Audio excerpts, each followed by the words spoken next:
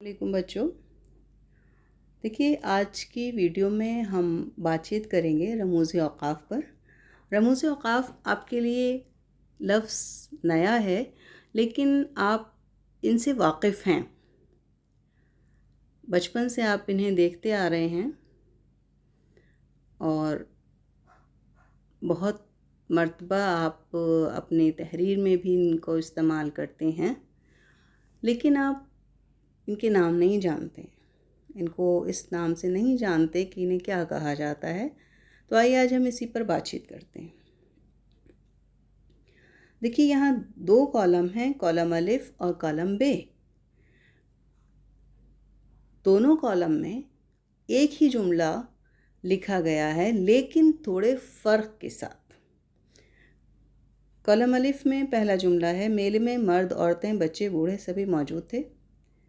Column बे में लिखा गया है इसी तरह से, मेले में मर्द औरतें बच्चे बूढ़े सभी मौजूद थे। दूसरा जुमला, हिस्सा अलिफ का, ज़ुबान ख़यालात के इज़हार का एक ज़रिया है। बे में, हिस्सा बे में दूसरा जुमला लिखा गया है इसी तरह से, ज़ुबान ख़यालात के इज़हार का एक ज़रिया है। तीसरा जुमला, हिस्सा अलिफ से, तुम दिल्ली कब आओगे। हिस्सा बे से तीसरा जुमला, तुम दिल्ली कब आओगे। चौथा जुमला, शाबाश इसी तरह मेहनत करते रहो। हिस्सा बे में इस जुमले को लिखा गया है, शाबाश इसी तरह मेहनत करते रहो। अगला जुमला, हिस्सा अलिफ से, चट्टानों की कई किस्में हैं, तहदार चट्टानें, आतिशी चट्टानें वगैरह। हिस्सा बे में इस जुमले को इस तरह से लिखा गया है, चट्टानों की कई किस्में हैं, तहदार चट्टानें, आतिशी चट्टानें वगैरह। अगला जुमला, हिस्सा अलिफ से, त्रिलोचन ने किसी कदर बौखला कर कहा, नंगे सर नहीं जाऊंगा। हिस्सा बे में इस जुमले को लिखा गया है, त्रिलोचन ने किसी कदर बौखला कर कहा, नंगे सर नहीं जाऊंगा। और सातवां जुमला, हिस्सा अलिफ से, इंडिया गेट दिल्ली में है। हिस्सा बे में, इंडिया गेट दिल्ली में है। देखिए, दोनों कॉलम्स के जुमलों में थोड़ा सा फ़र्क है। आइए इस फ़र्क को देखते हैं क्या है। कॉलम अलिफ के जुमलों में किसी तरह की कोई अलामत या निशान नहीं है। देखिए, कहीं कोई निशान या अलामत नहीं है कॉलम अलिफ के जुमलों में। ठीक है।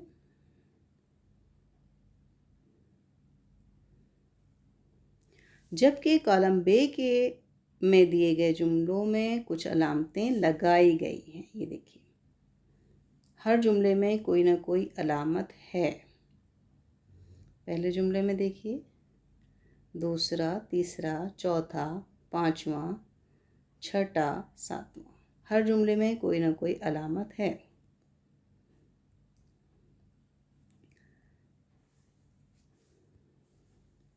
जब हम कोई इबारत पढ़ते हैं तो उसमें जगह जगह ठहरना पड़ता है। कहीं लहजे के उतार चढ़ाव के लिहाज से आवाज़ धीमी या तेज़ करनी पड़ती है। कभी वक्फ़ा देना या लहजे को तब्दील करना भी ज़रूरी होता है। इसके लिए कुछ अलामतें मख़सूस की गई हैं। वो ख़ास अलामतें जो इबारत को सही तौर पर पढ़ने के लिए ज़रूरी होती हैं, उन्हें रमूज़े औक़ाफ़ कहते हैं। अंग्रेज़ी में इन्हें पंक्चुएशंस कहा जाता है। देखिए, आप full stop, comma, bracket, inverted commas, ये सब चीज़ें आप यूज़ करते आए हैं और आप इन्हें अंग्रेज़ी नामों से जानते हैं, लेकिन उर्दू नामों से नहीं जानते। उर्दू में इनके नाम मुख्तलिफ हैं और ये ज़ाहिर है थोड़े से डिफरेंट भी हैं। ज़ाहिर है उर्दू की स्क्रिप्ट सीधे हाथ से लिखी जाती है, उर्दू राइट हैंड से, और अंग्रेज़ी जो है वो उल्टे हाथ से लिखी जाती है। तो वो ये अलामतें भी थोड़े बहुत फ़र्क के साथ लगाई जाती हैं। देखिए, रमूज़ जो है वो रम्ज़ से बना है और रम्ज़ की जमा है। ٹھیک ہے، پلورل ہے رمز کا، اور اس کا مطلب ہے نشان، یعنی رموز، نشانات۔ وقف اوقاف کی جمع ہے، اس کا مطلب ہے ٹھہراؤ، یعنی ٹھہراؤ کے نشانات۔ کسی بھی بات کا درست مطلب سمجھنے اور سمجھانے کے لیے رموز اوقاف بے حد ضروری ہیں۔ تو یہ تو ہو گئے ہمارے رموز اوقاف کہ رموز اوقاف کہتے کسے ہیں۔ اب انہیں ہم اردو میں کیا کہتے ہیں اور انہیں کس طرح سے استعمال کرتے ہیں، آئیے دیکھتے ہیں۔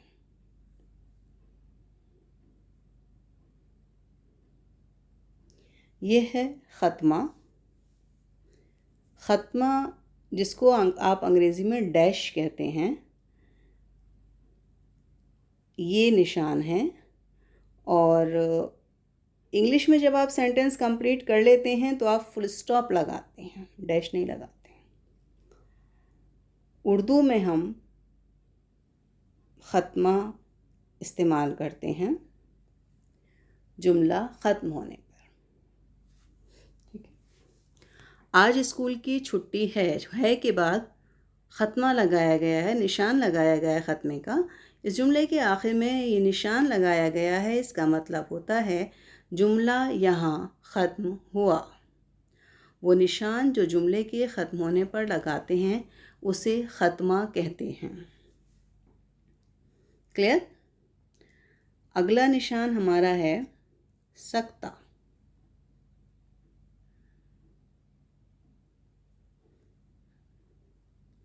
سکتہ یہ نشان ہے جسے آپ انگریزی میں کوما کہتے ہیں، اور ظاہر ہے جب آپ اسے انگریزی میں لکھیں گے تو دوسری طرح سے لگے گا، تھوڑے سے فرق کے ساتھ لگایا جائے گا۔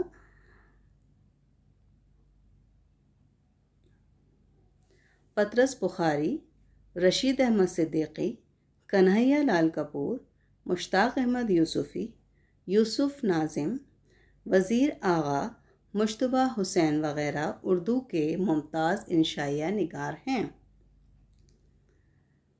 اس جملے میں کئی جگہ یہ نشان استعمال ہوا ہے، اس کا مطلب ہے کہ پڑھتے وقت ان جگہوں پر تھوڑا ٹھہرنا ہے۔ جب میں یہ جملہ پڑھ رہی تھی، نام پڑھ رہی تھی، تو اس وقت آپ نے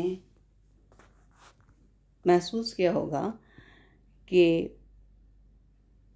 ایک لمحے کے لیے ہر نام کے بعد میں ٹھہری ہوں۔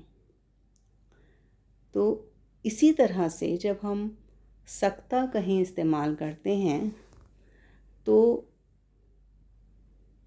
اس جگہ پر ہلکا سا ٹھہرنا لازمی ہو جاتا ہے ہمارے لیے، تبھی ہماری اصلی بات کا اصل مطلب نکل کر آتا ہے، ورنہ بغیر ٹھہرے ہم اپنی بات کا مطلب نہیں سمجھا سکتے۔ اس جملے میں کئی جگہ یہ نشان استعمال ہوا ہے، اس کا مطلب ہے پڑھتے وقت ان جگہوں پر تھوڑا ٹھہرنا ہے۔ اس کی ڈیفینیشن، اس کی تعریف کچھ اس طرح سے، کسی ایک لفظ یا فقرے کے بعد تھوڑا سا ٹھہرنے پر یہ علامت لگائی جاتی ہے، اسے سکتہ کہتے ہیں۔ کلیئر ہے؟ آگے دیکھیے، سکتے کے بعد آتا ہے وقفہ۔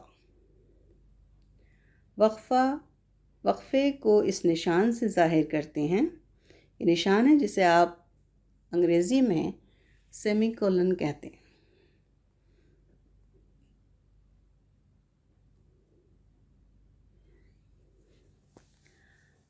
دیکھیے یہاں ایک مصرع دیا گیا ہے، نہیں نگار کو الفت نہ ہو، نگار تو ہے،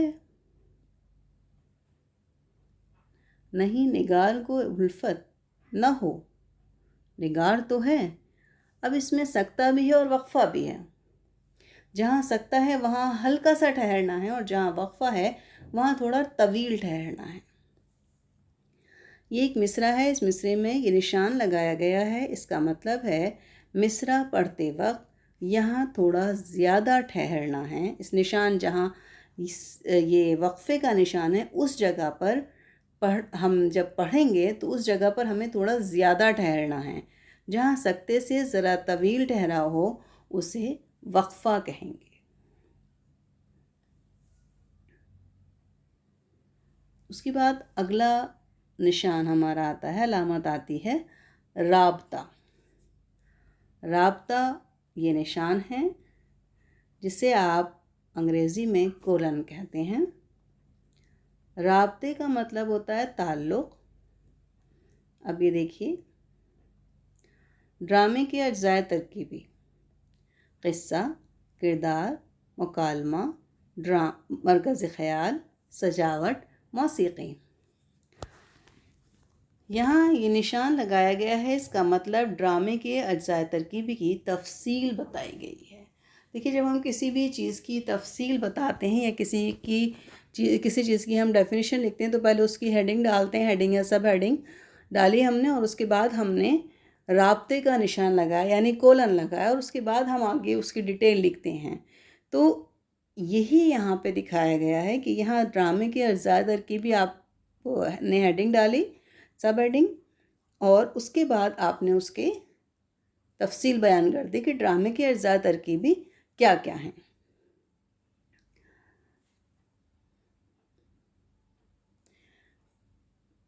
کوئی بات کہہ کر اس کی تفصیل بیان کرنے سے پہلے جو نشان لگایا جاتا ہے اسے رابطہ کہتے ہیں۔ رابطہ مطلب تعلق ایک دوسرے سے۔ ادھر والے حصے کا تعلق ادھر کے حصے سے ہے، یعنی سیدھے ہاتھ کی طرف ہم نے اگر ہیڈنگ ڈالی ہے تو اس ہیڈنگ کا تعلق اس کے آگے جو لکھا گیا ہے اس سے ہے۔ اس کے بعد اگلا ہمارا آتا ہے سوالیہ نشان، کویسچن مارک۔ ٹھیک ہے، کویسچن مارک آپ سب جانتے ہیں، سوالیہ نشان بھی جانتے ہیں۔ کل تم اسکول کیوں نہیں گئے؟ اس جملے کے آخر میں یہ نشان لگایا گیا ہے، اس کا مطلب ہے کہ آپ کسی سے سوال کر رہے ہیں۔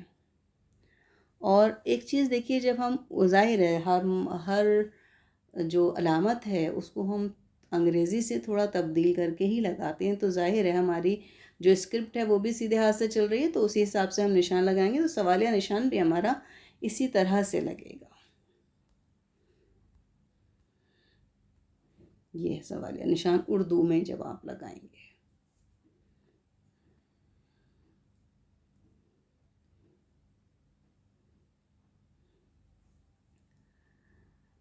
سوالیہ لہجے کے اظہار کے لیے جملے کے آخر میں لگائے گئے نشان کو سوالیہ نشان کہتے ہیں، یعنی کویسچن مارک۔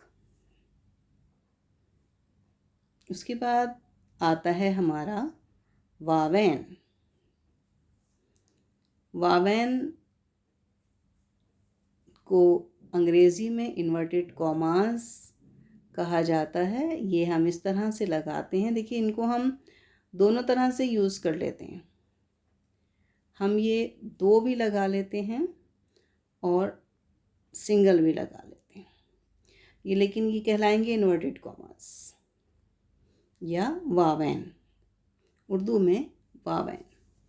راشد نے کہا میں کل پکنک پر نہیں جاؤں گا۔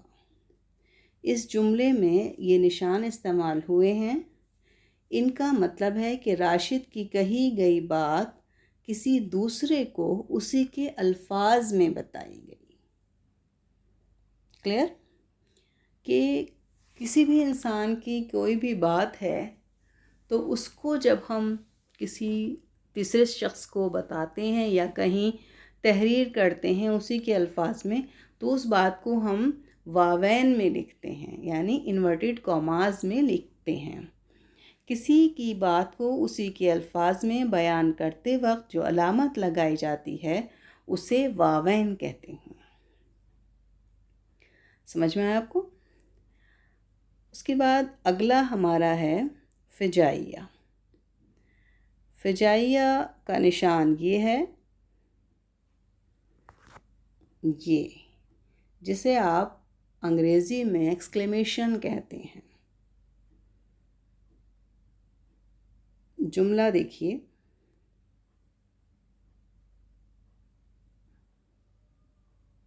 واہ، بہت خوبصورت شعر ہے. اس جملے میں یہ نشان لگایا گیا ہے. یہاں لفظ واہ فوری خوشی ظاہر کرتا ہے. جہاں فوری خوشی، حیرت، استعجاب یا غم کا لہجہ ہو، وہاں یہ نشان لگایا جاتا ہے. ابھی آپ نے سبق پڑھا ہے گزرا ہوا زمانہ. وہ کہتا ہے افسوس کہ میں نے تجھے بہت دیر میں یاد کیا. افسوس کے بعد ایکسکلیمیشن تھا، فجائیہ تھا، آپ نے دھیان نہیں دیا. تو افسوس، اور کئی جگہ پہ اس نے کہا ہائے ہائے وقت گزر گیا، ہائے وقت گزر گیا. وہاں بھی وہ افسوس کر رہا ہے. یا واہ، آہا. ٹھیک ہے. تو یہ جہاں حیرت اور خوشی کا اظہار ہو، غم کا اظہار ہو، وہاں ہم یہ نشان لگاتے ہیں. اوہ. حرف ندا میں بھی ہم یہ لگاتے ہیں نشان. آپ نے او صبح کے ستارے نظم پڑھی ہے، اس میں او کے بعد یہ نشان ہے فجائیہ. حرف نشاد، حرف تعسف، حرف ندا یا جوش و جذبے کو جس نشان سے ظاہر کیا جاتا ہے اسے فجائیہ کہتے ہیں. اس کے بعد ہمارا لاسٹ آتا ہے قوسین. بریکٹس یہ ہیں. ان کو ہم کہاں کہاں استعمال کرتے ہیں یہ آپ جانتے ہیں. دیکھیے پھر ہم ان کو بات کرتے ہیں. ان علامتوں کو رموز اوقاف، پنکچویشنز کہتے ہیں. اس جملے میں یہ نشان لگائے گئے ہیں. اس کا مطلب کسی لفظ کو دوسری زبان میں بھی سمجھایا گیا ہے.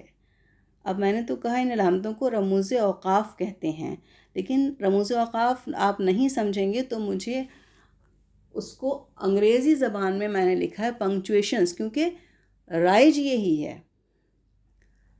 بہت سارے الفاظ ہم جب بات چیت کرتے ہیں تو ہم اردو کے الفاظ اور مطلب وہ الفاظ استعمال نہیں کرتے جو اردو میں رائج ہیں. ہم انگریزی کے الفاظ استعمال کرنے لگے ہیں. تو یہ کوما، ڈیش، فل اسٹاپ، کون کہتا ہے کہ یہ ختمہ ہے، یہ سکتہ ہے، یہ وقفہ ہے، کولن، سیمی کولن. ہم اردو میں جب ہم سمجھاتے ہیں، بک میں بتاتے ہیں، کتاب میں، تب بھی ہم عام طور پر یہی لفظ استعمال کرتے ہیں. حالانکہ نہیں کرنے چاہیے. آپ کو سمجھانے کے لیے ہمیں یہ چیزیں استعمال کرنی چاہیے اردو کے الفاظ، لیکن عام طور پر لوگ نہیں استعمال کرتے، سمجھتے بھی نہیں ہیں، کیونکہ رائج ہی یہ ہو گئے انگلش کے words. Bracket, colon, semicolon, dash, full stop. ٹھیک ہے. تو جہاں کسی بات کی اضافی یا توضیحی شکل ہو یا دوسری زبان کا لفظ ہو، اسے اسی طرح لکھا جاتا ہے. اس نشان کو قوسین کہتے ہیں. تو یہ ہوئے ہمارے رموز اوقاف. اس کے ساتھ ہی آج کا ہمارا سبق ختم ہوا. اللہ حافظ.